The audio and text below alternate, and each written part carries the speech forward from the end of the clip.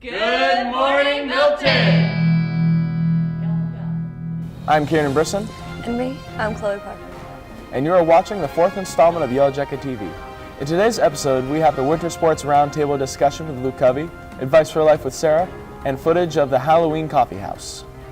We also have the weather with Ray, our own artistic expose, and the film theory and analysis with William J. Gibbons. In your local news, a moose was spotted off of Route 7 last Wednesday. Reports tell us that the female moose calf was originally spotted on Wednesday the 12th.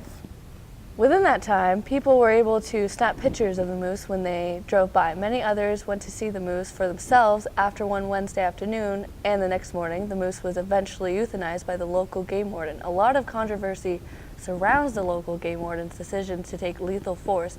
However, the game wardens donated the moose to the Army National Guard, so no meat would go to waste.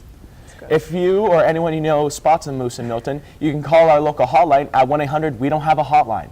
Now on to Luke Covey with the Milton Winter Sports Roundtable.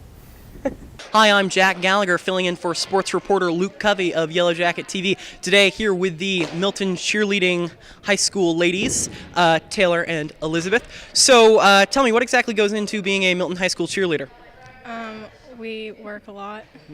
What exactly do you do when what's your work? What's it consist of? We work out for the first half hour, and then we do stunting, tumbling, and dancing. Who's your favorite other school to go up against, would you say? Favorite, we haven't really been up against Rutland Essex. This will be our first year because we have so many girls for the first time, so it's exciting going against them. Alrighty, well, thank you very much for this interview with the cheerleaders of Milton High School. Go 1, 2, 3, 4, 5, 6, 7, 8. Go 1, 2, 3, 4, 5, 6, 7, 8. 1, 2. Now for the Winter Sports Roundtable. Cradle 5, 6, 7, 8. 1, 2. Here.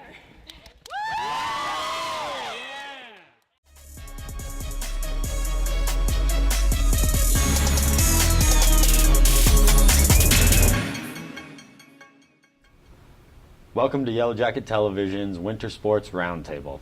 I'm joined here by Athletic Director Michael Jabor, Senior Hockey player Nick Goodrich, Senior Gymnastics person Chrissy Payne, Freshman Wrestler Nick Johnson, Senior Girls Basketball player Caitlin Riley, and Junior Basketball player Eric Menard. So let's start with Nick. So for hockey, do you think this year's team will surpass last year's team's total of 10 wins? 2 years ago, we went 13-4-2, and last year we still kept 10 wins, so I think it is achievable this year. We did lose Ian Pelkey and Brandon Rhodes, but we do gain our goalie Eric Roy and 2 freshmen, Noah Perry and Cam Goodrich. So speaking of the loss of 3-year starting goalie Brandon Rhodes, how do you think Eric Roy will do in assuming that new role? I think he'll do really well. I went to a summer league game this year, and he played really well, and he's been playing Glades and Lumberjacks up, so I think he'll be able to be ready for high school hockey. Great. Congrats on All-State as well for soccer. Thank you. So Eric, for boys basketball, what adjustments is the team making to improve on last season? Well, we lost our senior class with 6 players, and we got experience over the summer doing open gyms and workouts and camps with each other, and we have a strong young unit that's ready to play. That's good. Now, I know you don't like to talk about yourself, but I'm going to ask you to talk about yourself here. Okay. How many points per game would you need to average over these next 2 seasons to get to 1,000 points for your career? I'm not really sure. I just know if I keep playing with the way I do and if our team keeps playing together, I think we'll be successful and we'll get some wins. The answer I was looking for was 15. So for girls basketball, Caitlin, do you think this team will be able to match last year's team's success as far as how far you guys went in the playoffs? I definitely think we have the potential. We have a strong freshman class coming in. We don't have many upperclassmen, but I think as long as we start playing as a team and playing as a whole, then we'll do pretty well. Good. So Chrissy, for gymnastics, I know a lot of our viewers, myself included, don't exactly know how the scoring works. So could you explain that real quick? Each performance gets a score from 1 to 10. Gymnasts get points added to their score by doing harder tricks or skills, and then they lose points by falling off or not pointing their toes or something like that. So Nick, first year wrestling in high school. Yeah. Can you name off a couple of your achievements you already had in wrestling? 6-time state champ, 2-time runner-up, and I took 3rd in New England down in Mass last year. That's pretty good. What are your goals for this season? To take first in the Michael Baker Classic. Nice. What is that? It's where it's at Essex, and they have a coach named Michael Baker. That's good. Good luck with that.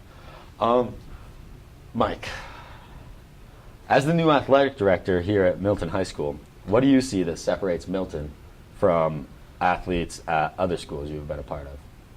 I think what separates is that every team supports one another, and there's so much school spirit, and the energy from the crowd the teams feed off from, and it's a sense of community, and they really take pride in this school and being at this school.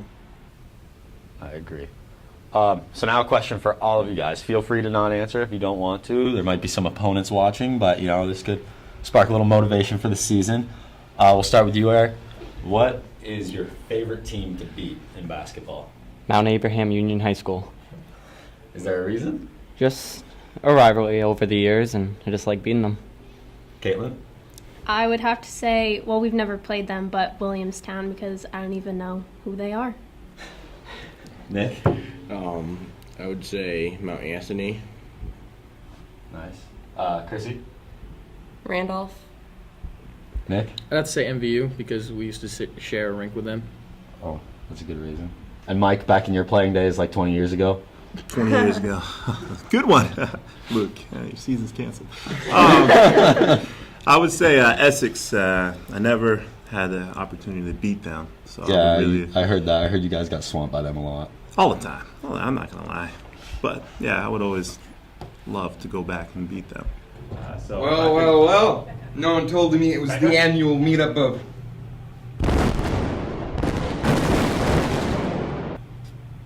fascists.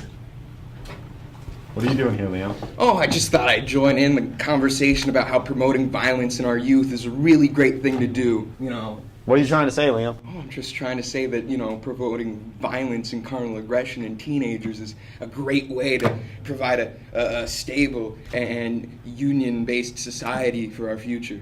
I just thought it's fantastic. I think there's a lot of things in sports that are important to American society. Violence? No, wrong. Hating other groups based on their location. That's great, xenophobia. No.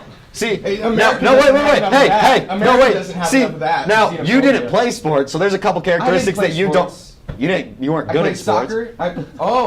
Hey, Yeah, it's my turn. So we should ostracize people based on their ability level for these specific activities No, and attributes. That's no, we'll fantastic. ostracize them for not working hard to get better, which is a characteristic that is developed by playing sports. Okay, Mr. Right-wing George W. Bush-loving fascist. Let's not call names. Okay, Mr. Right-wing fascist-loving fascist. I love painting my face. We're red, talking about the putting on sports. headdress. Liam, we're talking about the sports. We're talking about the sports in our culture, Luke.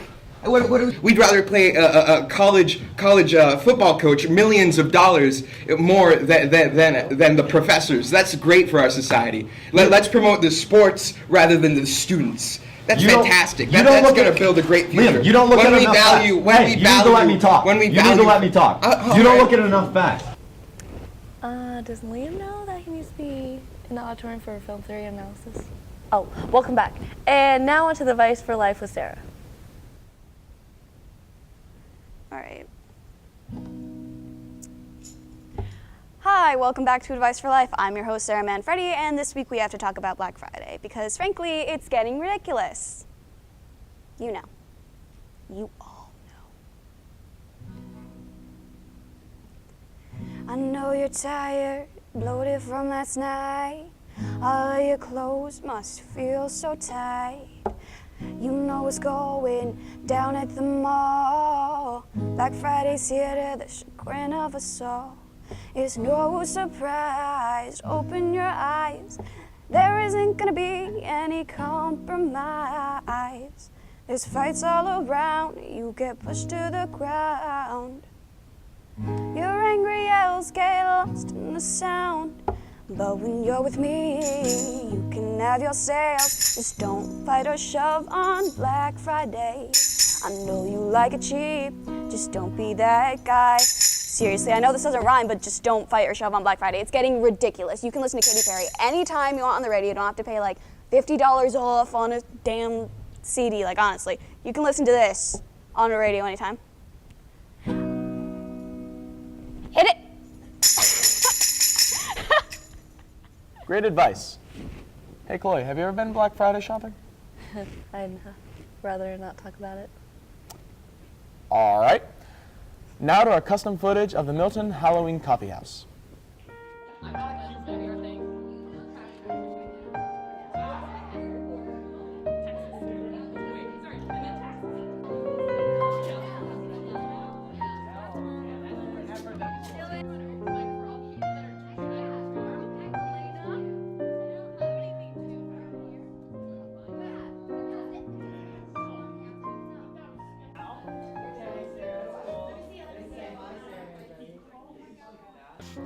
No, it's really exciting to be an MC. I've always wanted to be one because they're always like super funny. So I hope to get a couple chuckles.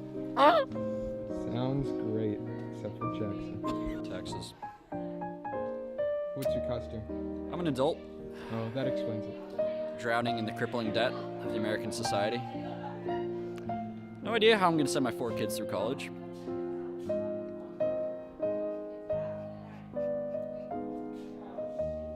Tricky Dick 2016.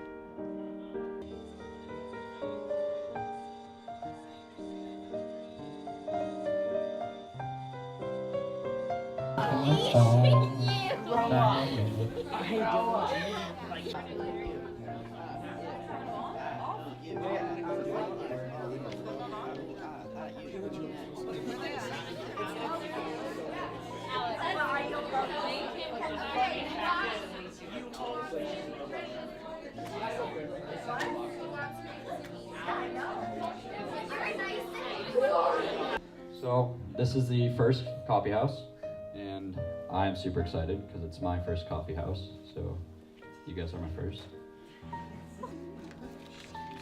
She's not joking about that. Adults always have taxes on them. That's what they do. Alright, so Stephen Bolio. You know nothing of Javert. I was born inside a jail. I was born with scum like you. I am from the gutter too.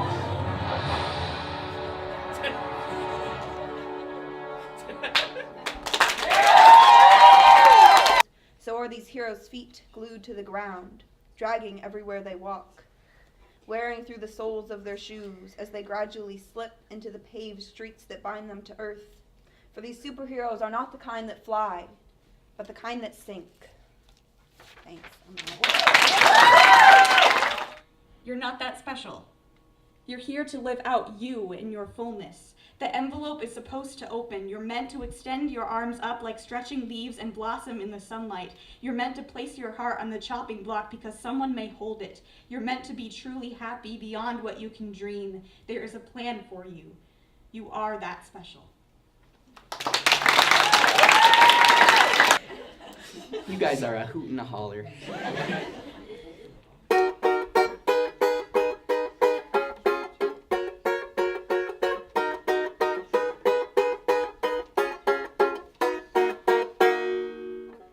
More -1 jokes.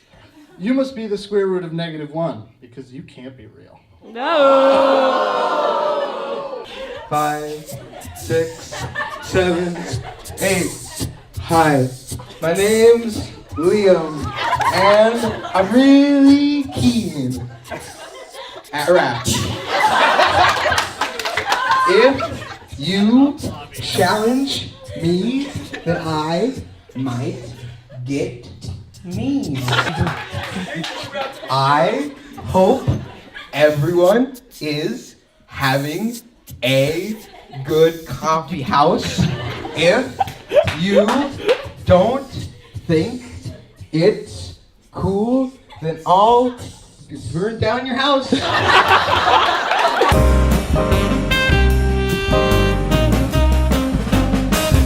Who's getting paid hundreds of millions? Is it the people who are actually doing physical work that help society? Or is it the sports players who go home and beat their wife and kids? See, that's a generalization you can't make. Oh, yeah. When we have Floyd Mayweather, who's the most famous boxer in the world, who's a convicted wife beater, who had multiple accounts of physical abuse against women. That's a great person to promote. Ozzy Osbourne did a lot of drugs. Does that mean every single musician does drugs? Does this... No. Hosanna, hey, Zana, Zana, Zana, ho, Zana, Stop. hey. And now to Jack Gallagher with our very own and very first inside scoop of the Milton Productions' most ambitious play to date, Jesus Christ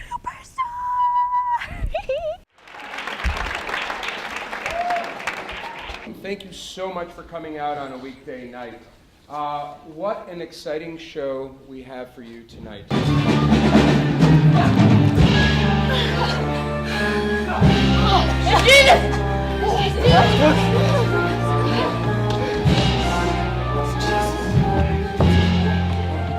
that almost looks like a gentleman. Not you, Paul.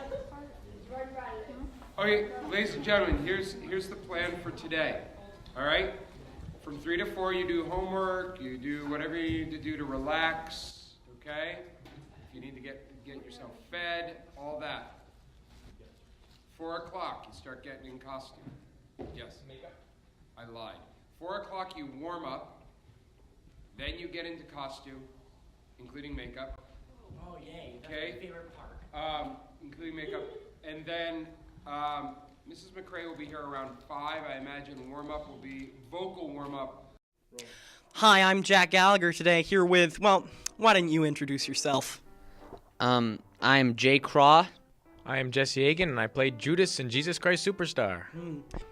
I'm Alex Poon, and I play Caiaphas. That's very interesting indeed. So we're just 24 hours away here from opening night. Could you tell me how you feel? Any jitters? Any excitement? Any whatever there may be? No, I'm not acting in this one. I'm the stage manager of the show, so I feel a little different than the actors do. But I have been in that place, so I kind of have an idea. Usually you're really tense, but you have this sort of like anxiety that you kind of learn to love. Excitement's high, jitters are up there with it. There are always jitters. I'm sure we'll have enough time.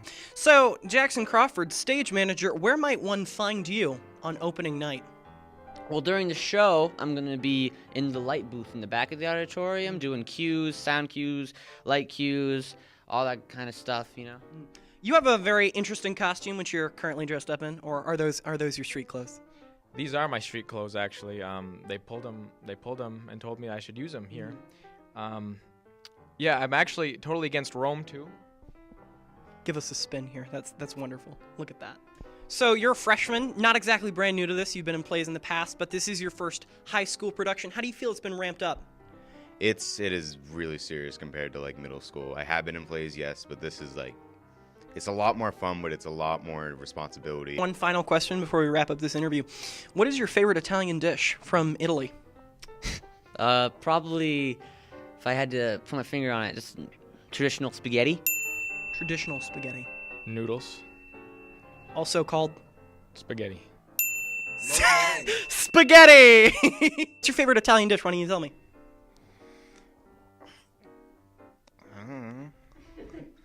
Oh, penne alla vodka from Juniors in Burlington. Oh, thank you very much. What's your favorite Italian dish? Spaghetti. Spaghetti and meatballs. Thank you very much for your time. Pasta is called... Haley, spaghetti? No, meatballs and... Spaghetti! Spaghetti is her favorite Italian dish. You heard it here. So there's been some controversy around this play that there's a suicide, so it can't be shown in school. How exactly does this play feel different than, other plays that you've directed? Well, for the plays that we've done here, at least musical-wise, this is a little bit more serious material. You don't necessarily feel great when you leave the end of the play. It's a sad story. A lot more drama than we've had in the past. Do you feel your actors are handling it just as well as they have, say, a more lighthearted play? Oh, absolutely. They're fantastic. I mean, it's hard to tell them apart from being professionals the way that they go about their craft.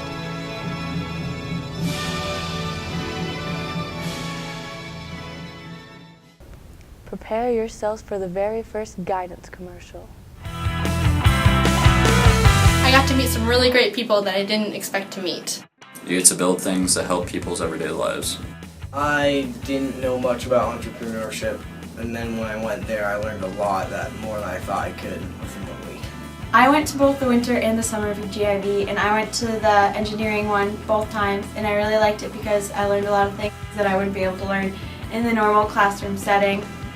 In the winter, we stayed at Goddard College, and it was really cool because their rooming was like one big house, and you just stayed in one big house with a whole bunch of other people. And then in the summer, it was at UVM, and that one was really cool because it was dorms, and our dorms were right above the dining hall, so you didn't have to go far. I'm Jack. I went to the winter weekends at Goddard College for engineering. It was a really fun experience. You got to meet a lot of kids from all around the state, and there's going to be kids from Milton going as well. My favorite thing was meeting all the teachers. There's a lot of professors there, and they have a really cool point of view about engineering and learning and just pretty much everything. I went to the winter weekend at Goddard College for engineering, and I really liked it because it's an experience that you wouldn't get in a classroom with hands-on learning, and everyone there was really interested in the same things I was interested in.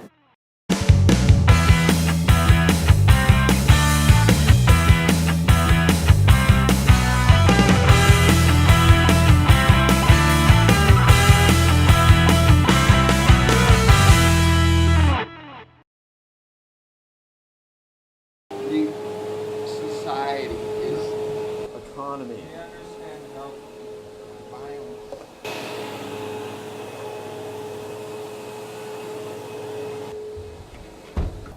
And now to the weather.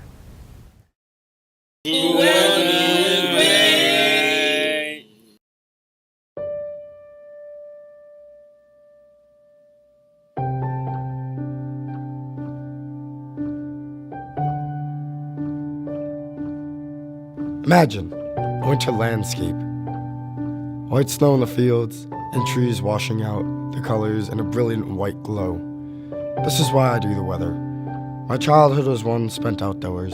Mother kept a clean house, and children, in their nature, are not so clean. Yes, but I grew up to love the outdoors. Be it the blistering heat of the summer or the sharp cold of our Vermont winters. No matter what, the outside filled me with bliss. The weather is what I craved. Nowadays, I worry about the weather. I worry about our future. These concrete blades that slit the throat of Mother Nature frighten me. All that I want from this program is to let people know about my passion and to recognize the necessity of our weather. Ray! Kieran spilled his coffee. Grab a mop and clean this up.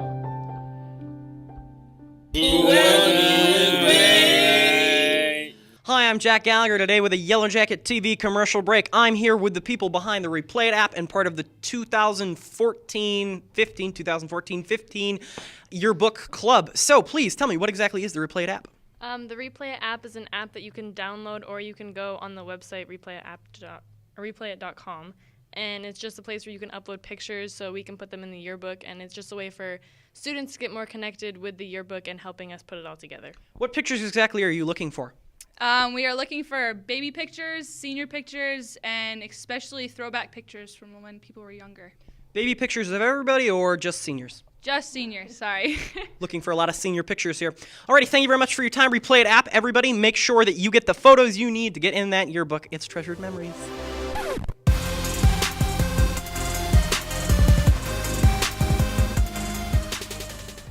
Now to the very first Milton High School Artistic Expose. Have you ever been in this room? Do you know what's in this room? Obviously, art. I mean, we're right in front of the sign. Great art and artistes are waiting for us in this magical room, full of magical paintings, full of magical spirit. Full Let's of take a art. ride. Come on. Reading Rainbow. Allie, how did you get into art? Well, I've always been into it, but I didn't used to be good at it. And then I got like motivated to make something good, and I've been into it ever since. I've been doing good art for at least like 3 years, but I've done it since like a little kid. It's definitely like helped me become like a better person and like discover things about me and like where other things wouldn't have. Like, it teaches me about values and perseverance. What inspires me is that my own self-motivation to create like something good and something that makes me proud. Because I was at this whole Batman phase, and as an artist I chose it because it's really complex shading and I thought it would be a good challenge for me. This is a lighthouse I drew for an online art class that I took this summer, and I drew it in India ink and like a quill pen. I drew this is a model named Mosh, and I drew it because I was working on getting down like the body shape, and because it's just like a really beautiful like piece. This is an angel I drew, and it was a complicated piece because I've never drawn like a man before, so it was my first like male portrait, and it was really hard to get like the textures of the wings and on his chest right.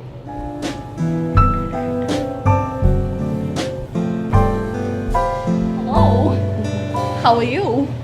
Good morning. As my mom, she used to like love drawing, and it was kind of just like a thing that I could like ask her about. My older sister, she like loved art, and it was like kind of a family thing. This I am proud of. So last week I brought my sketchbook to drama, and people were like, "Oh my god, you have a sketchbook, can you draw me?" And it was really frustrating, and Steve was like, "Hey, can you draw me?" And I just got done drawing our very own Kyle Massey and his friend Jackson Crawford. And so I was like, okay, I'll draw Steven. So I drew Steven. And I'm honestly really proud of it because it's like the first guy I've successfully drawn. There's so many talented artists here. Are you one of them? Let us know. Now let's get back to the desk. Now we're going to Liam J. Gibbons with the film analysis.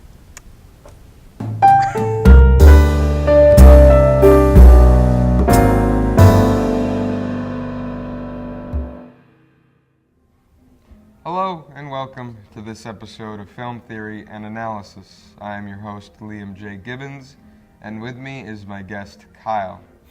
It's always been a pleasure, Liam. This week is going to be different because we won't be talking about a specific film, but instead a topic. This topic will be the misconceptions of cinema. That's too bad, Liam. I'll start. Film is the art of fakery. Ask any director and I'll confirm this.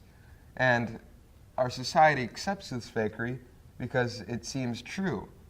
And this fakery is made true, for the most part, within the editing process. For example, a scene of dialogue.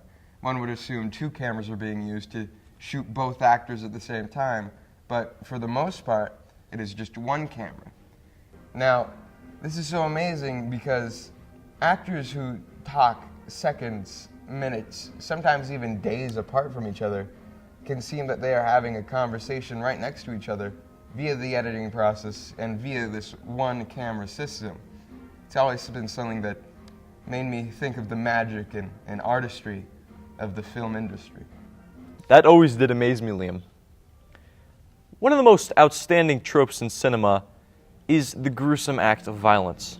One can experience and see more deaths in a single movie that has a running time of an hour and a half than they might experience in a whole lifetime.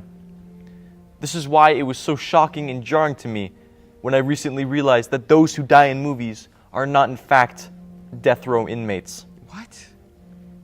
And what do you mean recently? And bringing up the topic of movie fakery, which Liam brought up very, very well, is that when you watch a movie on your TV, the DVD that is spinning is projecting millions and millions of pictures and sounds a second, which is why movies have running times. And this, in fact, is the reason why a DVD is around like a clock. What the f*** are you talking about? It's round because a clock has 12 hours. What?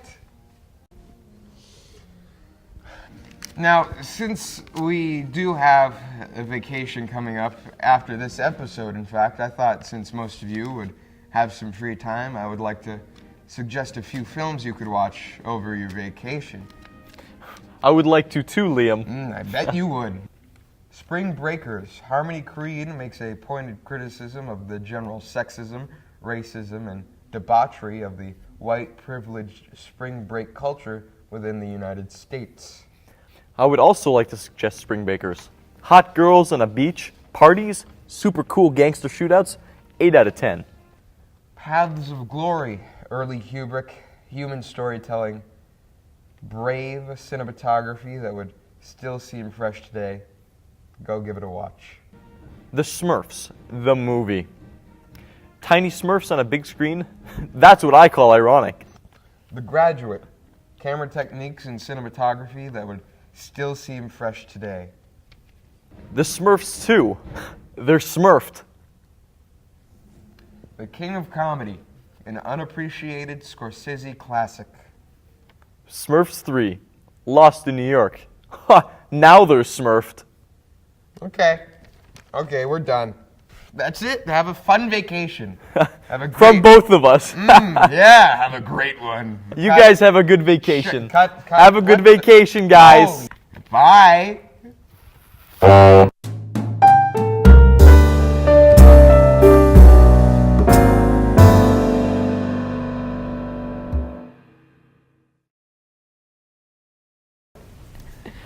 That ends it for today's episode. That ends it for today's episode. Have a great day, Milton.